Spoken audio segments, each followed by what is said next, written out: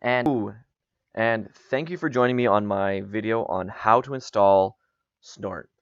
If you're clicking on this video, you probably already know what SNORT is, but for those who don't really know, it's an awesome open source tool for uh, network intrusion detection, intrusion prevention, and in this video, I'm specifically going to be installing SNORT as a network intrusion detection system on a Linux-based operating system. Okay, the process is extremely fast, and I've done minimal editing in order to make the flow of the instructions go well.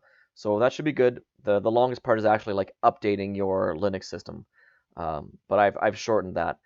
And the Snort is an awesome tool, like I said, and I hope that you enjoy it and have fun.